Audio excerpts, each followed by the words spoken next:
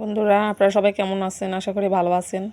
আজকে সম্পা cooking home থেকে বানাবো লুচি আর পায়েস। এখন লুচির জন্য আমি এখানে নিয়েছি 1.5 কাপ ময়দা এবং সাথে দেব একটুখানি লবণ। এখন দিয়ে দেব তেল।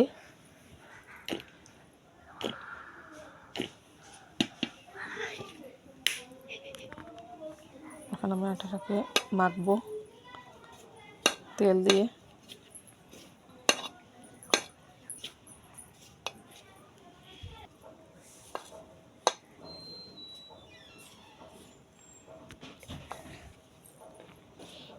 দেখুন বন্ধুরা, আমার এটা এখন তেল দিয়ে মাখার পরে এটা এরকম করলে মুঠ হয়ে যাবে। এই অবস্থায় হলে এখন আমি দিয়ে দেব পানি।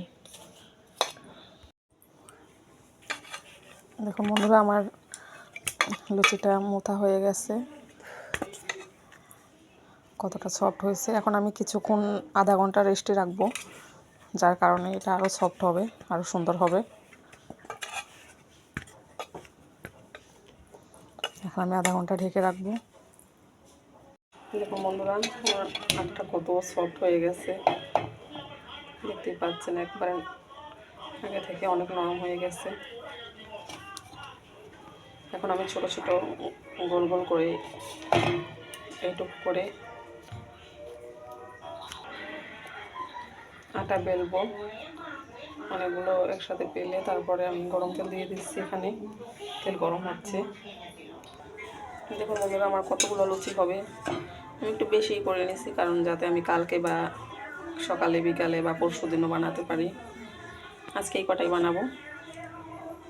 দেখুন বন্ধুরা, আমি লুচির রুটিগুলো আগেই বেলে রেখেছি, কারণ আমি এক হাতে ভিডিও করি আর এক হাতে লুচি ভাজবো, তার জন্য। এখন দেখুন আপনারা, আমি আটা দিয়ে দিচ্ছি।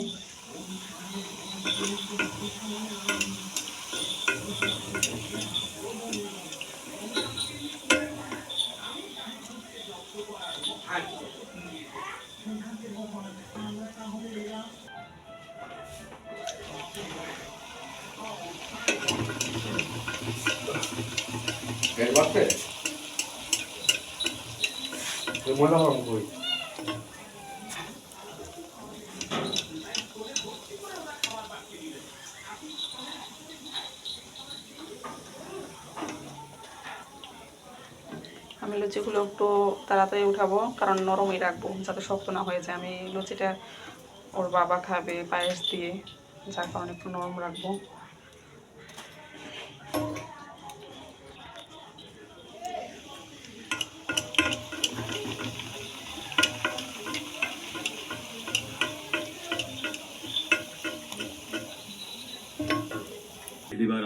দেখুন বন্ধুরা, আমি কতগুলো লুচি বানিয়েছি, ফুলকো ফুলকো লুচি।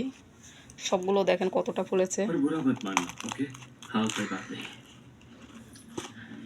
সাথে পায়েস, খেজুরের গুড়ের পায়েস। रहा है और एक खास बात है, कुछ खास लोगों को बताता भी है, पर मेरा कोई वास्ता नहीं इससे। পায়েসটা যে কত ভালো হয়েছে, কেমন হয়েছে আপনারা দেখলে বুঝতে পারবেন।